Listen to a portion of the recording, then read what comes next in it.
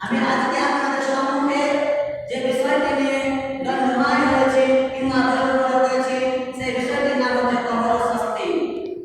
আমরা পৃথিবীকে আল্লাহ রাব্বুল আলামিন আমাদের পৃথিবীতে পাঠিয়েছে যে আমরা তার দ্বারা ইবাদত করি, কিন্তু আজকে আল্লাহ রাব্বুল আলামিন বলেছে তোমরা ইবাদত করতে আমি তোমাদেরকে পাঠিয়েছি, কিন্তু আজকে আমরা ইবাদত থেকে বঞ্চিত হয়েছি। মহান আল্লাহ তাবারক ওয়া তাআলা আমাদের প্রত্যেককে যখন পৃথিবীতে পাঠায় সেই সময় আল্লাহ রাব্বুল আলামিন আমাদের প্রত্যেকের মৃত্যু আমাদের লিখে দিয়েছে যে কে কতদিন পৃথিবীতে থাকবে। তারপর আল্লাহ রাব্বুল আলামিন বলেছে তোমাদের মৃত্যু একদিন হবে, তারপর রয়েছে কবর, কিয়ামত, তারপর জান্নাত জাহান্নাম। এইগুলো তোমরা কবর থেকে তোমাদেরকে বাঁচতে হবে। তোমরা যদি কবর থেকে জ্ঞান পেয়ে যাও তাহলে তোমাদের সমস্ত যাত্রা বেঁচে যাবে। মহান আল্লাহ তাবারক ওয়া তাআলা বলছে যে তোমরা কবরের থেকে বাঁচার চেষ্টা করো না, তোমরা কবর থেকে বাঁচার চেষ্টা করো। কেননা কবরটা হচ্ছে প্রথম মন্দির, প্রথম ইউনিভার্সিটি, যেটাকে আমরা বাংলা ভাষায় আমরা বলি। সেই আল্লাহ তাআলা বলছে এই কবরটা হচ্ছে ইউনিভার্সিটি, প্রথম স্টেশন, প্রথম মন্দির। আমরা সকলে অনেকে বিদেশে যাই, বিদেশে গেলে পরে আমাদের কাছে কিসের প্রয়োজন থাকে, কিসের প্রয়োজন হয়?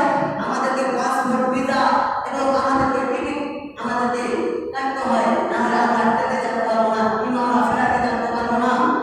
তাই আল্লাহ রাব্বুল আলামিন বলছে তোমরা পৃথিবীতে যখন তোমরা পাসপোর্ট, ভিসা তোমাদের প্রয়োজন হয়, সেই মতো তোমাদেরকে এই কবরে বাঁচতে হবে, তোমাদের সেই পাসপোর্ট, ভিসার প্রয়োজন হবে। হযরত ওসমান রাদিয়াল্লাহু তাআলা আনহু বলেন, তিনি বলেন একদিন ওসমান রাদিয়াল্লাহু তাআলা আনহু কবরের পাশ দিয়ে যাচ্ছিলেন।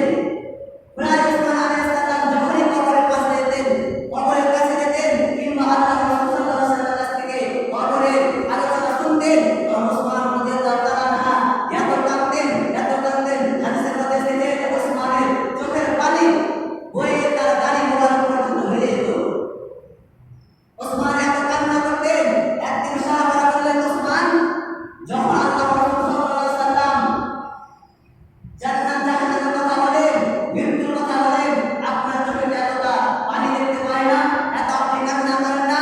যখন যখন আপনি কবরের পাশে যাচ্ছেন কিংবা কবরের কথা শুনছেন, সেই সময় আপনার চোখে এত করে পানি আসছে, আপনি কেন এত কান্না করেন? ওসমান রাদিয়াল্লাহু তাআলা বললেন, এ আমার সাথীরা, এ আমার লোকেরা, তোমরা শোনো আমি কেন কাঁদছি। আমি কোনো আনন্দতে কাঁদি না, আমি এই জন্য কাঁদছি আল্লাহ রাসূল সাল্লাল্লাহু আলাইহি ওয়াসাল্লাম যখন জান্নাতের কথা বলে আমার চোখ দিয়ে এক ফোঁটা জল পড়ে না, কিংবা জাহান্নামের কথা বলে সেই সময় আমার চোখ দিয়ে এক ফোঁটা জল পড়ে না। কেননা আমি জানি যে জাহান্নাম থেকে যদি বাঁচতে হয় আল্লাহর কাছে ক্ষমা প্রার্থনা করতে পারে, আল্লাহ রাব্বুল আলামিন আমাদের জাহান্নাম থেকে বাঁচিয়ে দিতে পারে। কিন্তু এই কবরের কথা যখন শুনি কিংবা কবরের কাছে আমার চোখ দিয়া এমনিতে জল বেরিয়ে আসে। বলে কেন, কি আছে কবরের মধ্যে? বলে তোমরা শুনো কবরের মধ্যে কি আছে। আল্লাহ রাসূল সাল্লাল্লাহু আলাইহি ওয়াসাল্লাম বলেছে যে কবরটা হচ্ছে প্রথম মন্দির, প্রথম ইউনিভার্সিটি, প্রথম টিকিট কাউন্টার। আমরা স্টেশনে দাঁড়িয়ে থাকি, আমরা স্টেশনে দাঁড়িয়ে থাকি, যখন ট্রেন আসে আমরা ট্রেনে যেতে যাই, কিন্তু ট্রেন টিটি মাস্টার আমার কাছে টিকিট দেখতে যায়, টিকিটটা কেটেছো না কাটুনি। সেই মতো কবরটা হচ্ছে, সেই মতো কবরটা হচ্ছে একটা স্টেশনের মতো। যখন আমরা স্টেশনে দাঁড়িয়ে থাকবো, দুইজন ফেরেশতা টিকিটের মতো, যখন টিকিট কাউন্টারে টিকিট চেক করে, সেই মতো দুইজন ফেরেশতা এসে আমাদের কাছে টিকিট জানতে যাবে, তোমাদের টিকিটটা দাও, তোমাদের পরিচয় দাও। সেই মতো সেখানে আমি পরিচয়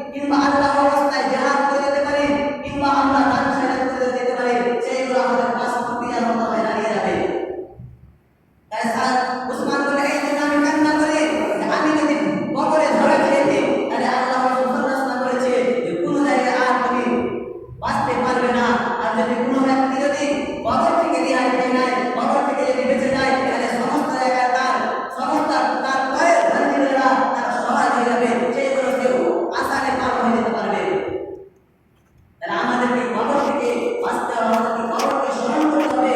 কিন্তু আমরা কবর থেকে বঞ্চিত রয়েছি, আমরা কবরকে স্মরণ করি না। আমরা ভাবি আমরা মারা যাবো, এটাই আমাদের শেষ। আমরা মরে গেলে আমাদেরকে আল্লাহ রাব্বুল আলামিন কিয়ামতের মাঠে উঠিয়ে আমাদেরকে তারপর যে করে সে করবে জিনা, কবরে আপনাকে শাস্তি ভোগ করতে হবে। তারপর তো কিয়ামত রয়েছে শাস্তি, তারপর জাহান্নামে রয়েছে শাস্তি, কিন্তু সর্বপ্রথম কবরে আমাদেরকে শাস্তি ভোগ করতে হবে। আল্লাহ রাসূল সাল্লাল্লাহু আলাইহি ওয়াসাল্লামের জামানায় একজন ব্যক্তির কাছে অনেক মাল সম্পদ ছিল, অনেক ধন দৌলত ছিল। তার সত্ত্বেও সে কোন রাস্তা ঘাটে কিংবা মিসকিন ফকিরকে কিংবা মসজিদে সে বিন্দুমাত্র তার মাল খরচ করতো না। একদিন এক ভিক্ষুক তার দরবারে গিয়ে বলছে, ভাইরে আমাকে কিছু টাকা দাও, কিছু তোমার ধন সম্পদ দাও, যাতে করে আমার পেট চলে। আমি অনেক ক্ষুধার মধ্যে রয়েছি, আমাকে কিছু খাবার করে দেন, আমাকে কিছু খাদ্য দাও। সেই ব্যক্তি বললেন, আমার ধন সম্পদ আমি তোমাকে কেন দেবো? আমি যদি তোমাকে দিয়ে দিই আমার ধন সম্পদ কমে যাবে। সে অহংকার হইলে অহংকারকে সেই মিসকিনকে তাড়িয়ে দিলে। মিসকিন যখন যেতে লাগলো, তারপর দেখছে তো কিছুটা ভুট্টা দানা ভুট্টা নিয়ে গেলো, তোমরা ভুট্টা বাড়িতে পাবে বলে সেই ভুট্টাগুলো পড়ে রয়েছে। সেই ফকির কি বলছে, বাইরে ওই ভুট্টাটি আমাকে অন্তত দাও, সেটি আমাকে দাও। বললো, সেটি দিয়ে তোমার কি হবে? যাও তুমি যে করতে তোমরা সেটি তুমি নিয়ে যেতে পারো, নিয়ে যাও। সেই ফকির সেই ভুট্টাটি কি গুছিয়ে নিয়ে রাস্তার মধ্যে বলেছে বাড়ি গিয়ে দেখছে ভুট্টাটার মধ্যে একটি দানা রয়ে গেছে, একটি দানা রয়ে গেছে। তখন সেই ব্যক্তি সেই ভিক্ষুকটি সেই দানাটাকে ছড়িয়ে এক জায়গায় রেখে সুন্দর করে, এটাই আমার জন্য কোনোদিন কাজে আসতে পারে, এটাই আমার কাজে আসতে পারে। আর ঘরের কাছে যদি কিছুটা পাই, এটা যে আমি পাবো, আমি কিছু করবো, কিংবা আমি রুটি বানাবো, কিংবা আমি খাদ্য করে আমি আমার পেট চলবে। কিন্তু না, সেই ব্যক্তি সে আশা নিয়ে দানাটাকে রেখে দিলেন। যখন সেই মালদা ব্যক্তির মৃত্যুবরণ হলো, যখন সে কবরে গেছে, কবরে তখন তাতে তার উপরে আযাব চালু হয়ে গেছে, আযাব চালু হয়ে গেছে। অনেক সাপ বিচ্ছু তাকে কাটছে। তখন সে তার ভুট্টা দানাটা সঙ্গে সঙ্গে চতুর্দিক থেকে আঘাত করছে, সে ব্যক্তিকে বাঁচাচ্ছে। সাপগুলো এদিক থেকে তাকে যখন আসতে যাচ্ছে, কামড়াতে যাচ্ছে, আবার সে দানাটা ছিটকে দিয়েছে, সাপটার বুকে বাড়ি দিয়ে তাকে ঘুরে পড়ছে। আবার যখন এদিক থেকে কামড়াতে যাচ্ছে, আবার সে দানাটা ছুটছুট করছে। কারণ মৃত্যু ব্যক্তি যখন কবর ব্যক্তি দেখলে আর আফসোস করছে, হায় রে হায়, আজকে যদি আমি এত দানা যদি আমি পৃথিবীর লোকে দান করে আসতাম, সেই মৃত্যুকে যদি আমি এত দানা দিয়ে দিতাম, তাহলে আজকে এই দানাটাকে ছোটাছুটি করতে হতো না, আজকে এই দানাটাকে হয়রান হতে হতো না, আজকে আমার জন্য এই দানাটাকে ছোটাছুটি করতে হচ্ছে।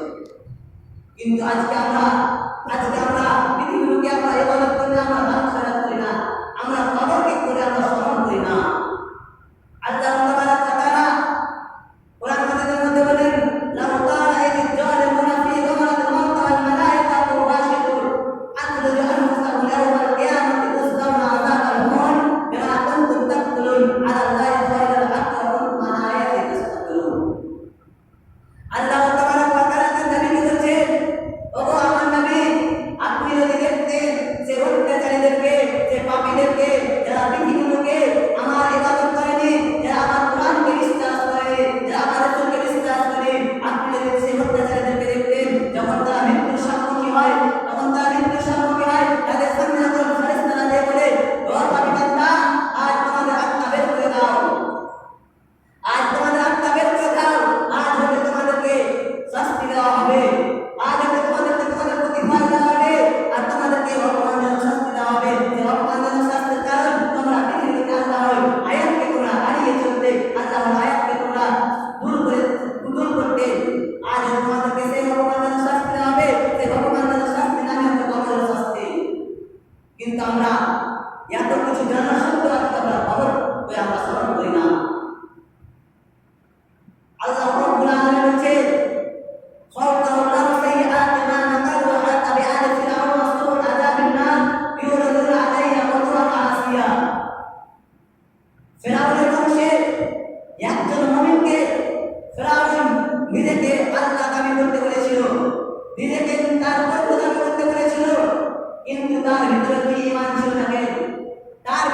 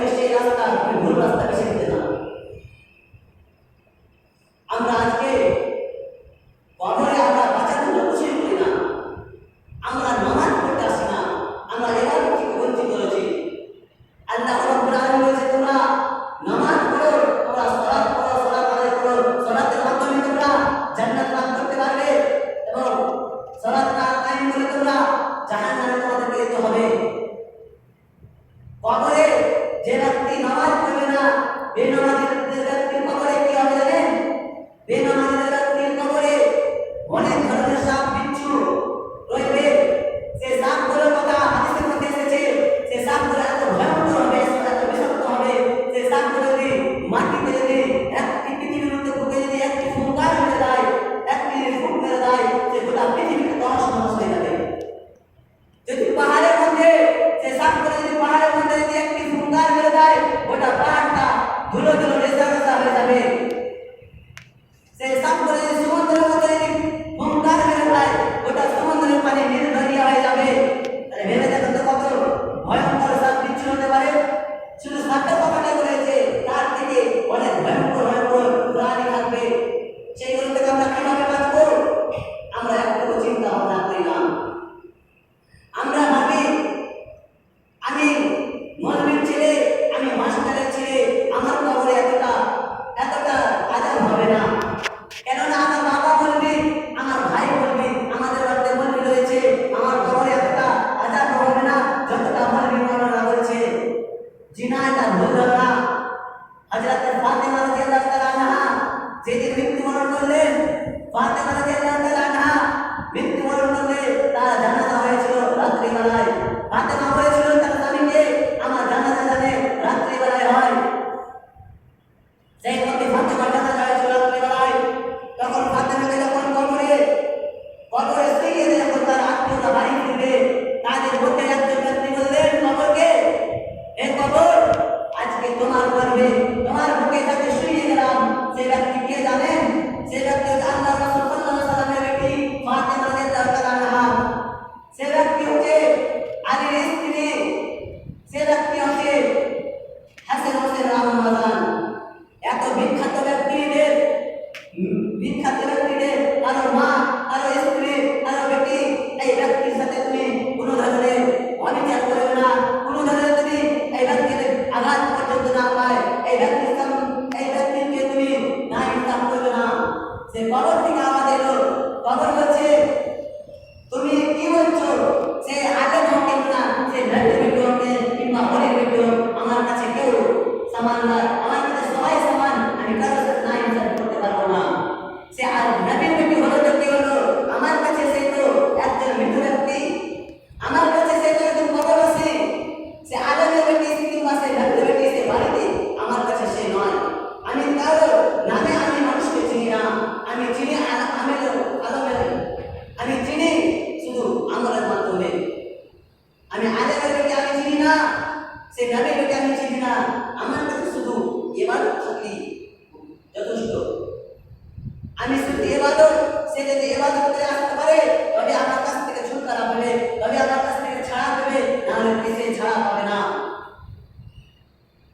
আল্লাহ রাসূল সাল্লাল্লাহু আলাইহি ওয়াসাল্লাম হাদিসের মধ্যে বলেছেন, আবু হুরায়রা রাদিয়াল্লাহু তাআলা আনহু তিনি বলেন, রাসূল সাল্লাল্লাহু আলাইহি ওয়াসাল্লাম বলেছেন, আকসিরু মিন যিকরিল্লাহি হাদিমিল আউয়াল হাদিমিল মউত। আল্লাহ রাসূল সাল্লাল্লাহু আলাইহি ওয়াসাল্লাম বলেছেন যে মানুষের আশা আকাঙ্ক্ষাকে শেষ করে দেয় একটি জিনিস। মানুষের আশা আকাঙ্ক্ষাকে শেষ করে দেয়। মানুষ পৃথিবীতে একটা আশা করে যে আমি ওই কাজটা করলে পরে আমি বড় লোক হতে পারবো, কিংবা আমি ওই কাজটা করলে পরে আমার বড় উন্নতি হবে। মানুষ এক আশা করছে, সে আশাটাকে একটা জিনিসে শেষ করে দেয়, ধ্বংস করে দেয়, বরবাদ করে দেয়। সেই জিনিসটি কি? সেই জিনিসটি হচ্ছে মৃত্যু। মানুষের যখন মরণ হয়ে যায়, তার সব আশা আকাঙ্ক্ষা শেষ হয়ে যায়। তাহলে আমাদেরকে মরণ আসার আগে আগে আমাদেরকে কবরের থেকে বাঁচার জন্য আমাদেরকে ইবাদত করে আমাদেরকে করে নিতে হবে। আমাদেরকে নিজের পাসপোর্ট ভিসা করে আমাদেরকে গছিয়ে নিতে হবে। আমরা যদি পাসপোর্ট ভিসা গছিয়ে নিয়ে কবরে যেতে পারি তবে আমরা বাঁচতে পারবো। তারপর কবরে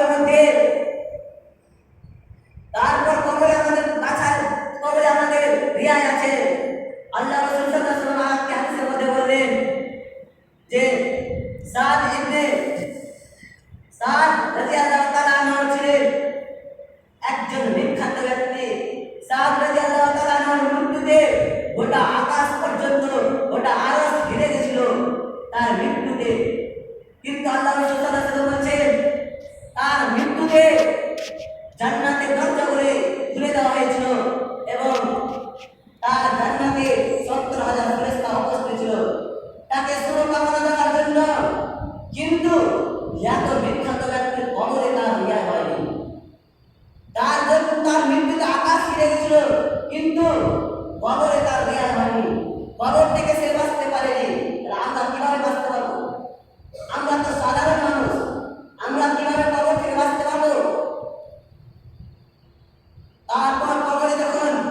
মানুষকে শুইয়ে দিয়ে তার আত্মীয় যখন 40 বছর পেরিয়ে আসে তখন তার কবরে দুইজন ফেরেশতা আছে।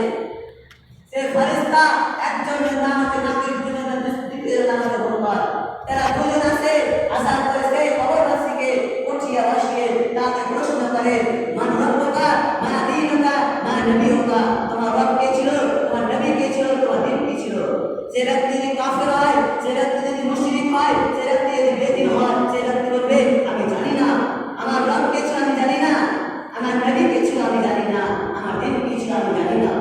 এইগুলো তোমরা আমাকে কেন জিজ্ঞাসা করছো? হ্যাঁ হাত টাকা দিলি, আমি এগুলো জানি না, আমাকে তোমরা এগুলো জিজ্ঞাসা করো না। তারপর সে ব্যক্তিকে নবীর দিকে ইঙ্গিত করে, নবীর দিকে ইশারা করে বলবে, মা কুনতা তাকুলু ফি হাযা রাজুল, এই ব্যক্তি সম্পর্কে তোমার কি কিছু ধারণা আছে? এই ব্যক্তি সম্পর্কে তুমি কি কিছু জানো? তখন সেই ব্যক্তি বলবে, আমি এই ব্যক্তিকে দুনিয়াতে আমি এই ব্যক্তিকে অনেক অত্যাচার করতাম, এই ব্যক্তিকে আমি অনেক গালাগালি করতাম, এই ব্যক্তিকে আমার আত্মীয়দের সাথে আমি অনেক খারাপ ব্যবহার করতাম এই ব্যক্তির সাথে। তখন তখন আকাশ থেকে আওয়াজ আসবে,